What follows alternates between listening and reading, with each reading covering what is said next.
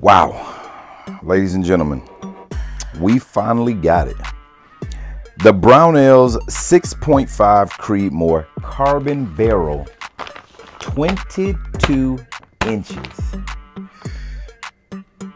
That's a big one. Let's get into it. You can take this out whenever you're ready. I'm such a classic country kid. I'm here born again. Amen. Can I get a little head back as I tap dance on the track, praising God in advance? It's so phenomenal. Hey, nothing is better than a country boy. Good morning, good afternoon, and good night to you wherever you are on the planet. It's your man's Gammage, and I am back. Today, we are here because it finally came back in stock. We got the ping, and the 22-inch carbon barrel for the 6.5 Creedmoor back in stock. I don't know how many of you are looking to get one, and or those of you who have a 6.5 and you trying to do something to it, but I highly recommend this one upgrade, if nothing else, for your 6.5 Creedmoor. Today we're going to get into it, but not just that, guys. We also watch out, the gun butter here. Why we got gun butter? Because everything goes better with gun butter. Ladies and gentlemen, we also have the anechoic freaking 30 can, and we are stoked about it. I'm gonna go ahead and show you. Boom, bam. Look at that. Look at that. Look at that. Match. Oh yeah. Oh yeah.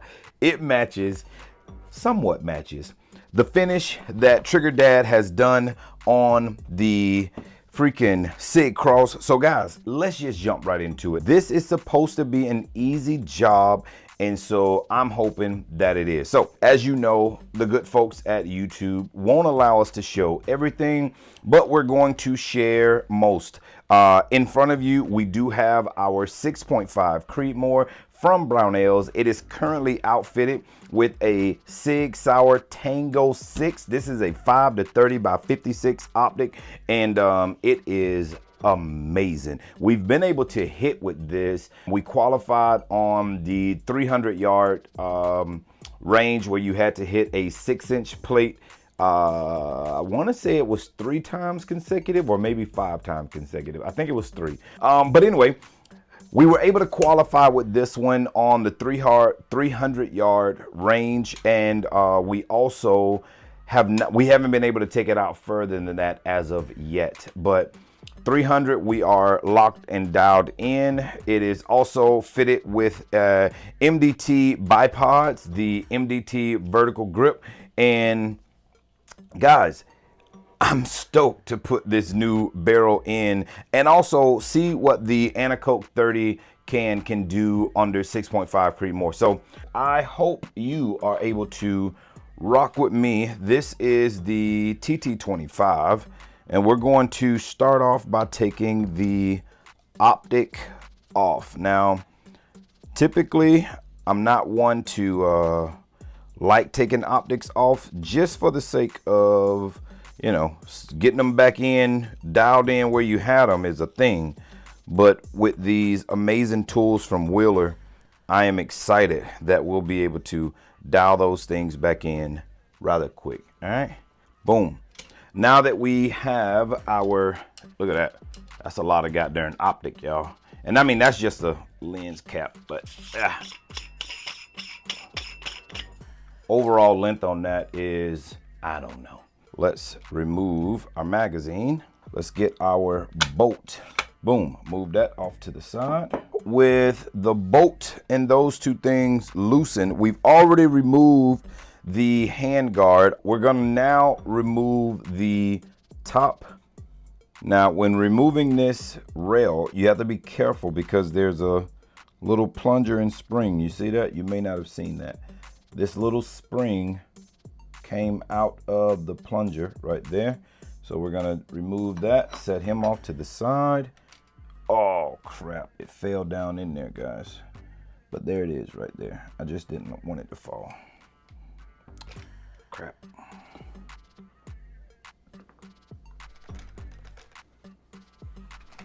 So this is what happens when you're a do-it-yourself gunsmither, you just, you gotta do it yourself. And then we're going to expose these top screws that we can go ahead and loosen. That's not a TT25, so that's not 25, 15. Now, once we get all of this out, we are going to go over into the vise and our Brownell's master vise. But right now, I want to take all of this off right here. Gun butter, scoop to the side. Let's go to the vise. We are going to insert the soft jaws on the master vise. Beautiful thing about it is that it rotates. You guys have heard me say this before. I absolutely love the master vise from Brownell's, not just for the, look at that, the flexibility of being able to maneuver it around like this, but then that height, like being able to raise things up to eye level to be able to work on them, is another very beautiful thing. So we're going to take this baby and mount him in the vise. Now, once we have him there, we'll go ahead and lock him down there. Boom. We are in there. We've already loosened this. Let us get in and take off this barrel nut. And we do have our Real Avid tools that we're going to use for this. Loosen that castle nut. Look at that. We need that castle nut, so let's take that off. So this is the stock 18-inch barrel that comes with the SIG Cross, but let us show you. Woo. Oh my goodness. Oh my goodness. Guys, look at that. Look at that. Would you look at that? Can you see that beautiful Brownell's carbon barrel? Oh, I'm so excited about this. Whoa. Look at that. That's pretty nice. All right, guys, let's go ahead and get this in. We definitely need to remove the head space from the old barrel. So we're gonna need this head space to go on the pre-fit barrel. We're going to switch these jaws, switch these with the hard jaws. Anechoic, I need you to move out the way for a second. So I'm gonna put him in here and we're gonna see if this works, if these soft jaws can hold on to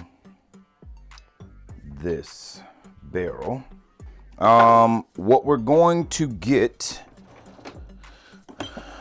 we got our torque wrench. Now, two things we have to release. We have to release this castle nut that's on the tip here. I'm hoping that we can get this off with this. So let's see. There it is.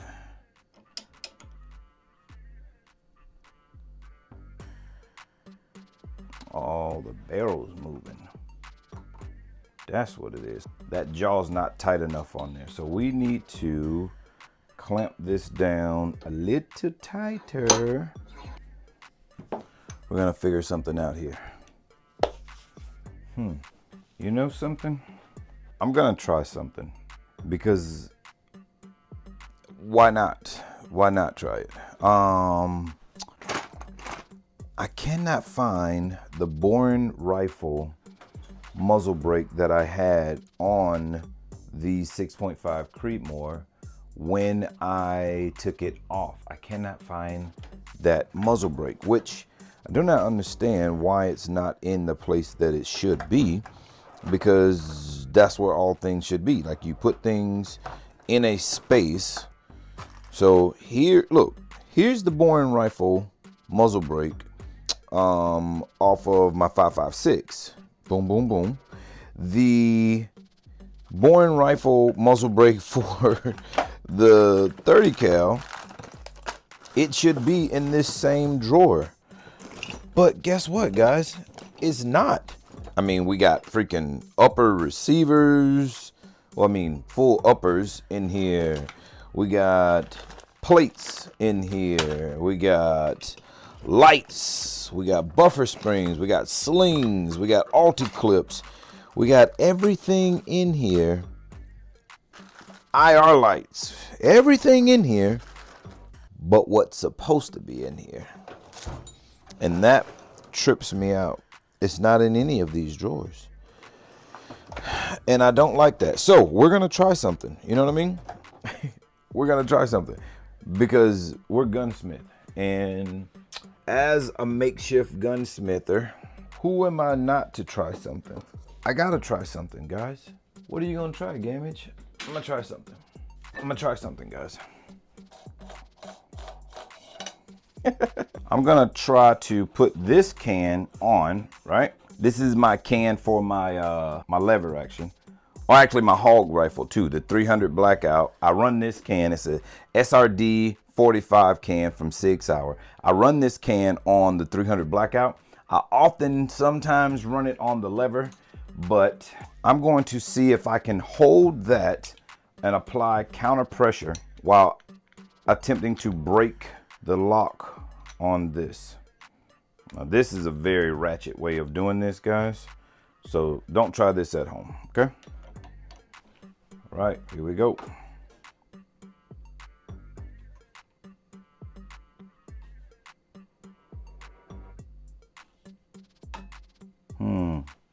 It's not working either. I'm gonna try everything I can before I quit. I'm going to try everything I can before I quit. We're gonna wrap this around the barrel and we're gonna just go straight vise. Now, what we need, guys, which I love doing projects like this and I hate them at the same time, right? So one of the things I love about doing these kind of projects is, one, I love doing my own work. But then the thing that I hate about doing these kind of jobs is that it exposes me for the lack of tooling that I have. Like each time I work on something different, not every time, but there are times when I work on something different and I realize, Gammage, you don't have all the tools that you need. And then I order it. So something that I need is a barrel clamp. I need an actual barrel clamp so that it'll lock. So even that, see, like the barrel is moving. All right, so here's what we're gonna do, ladies and gentlemen.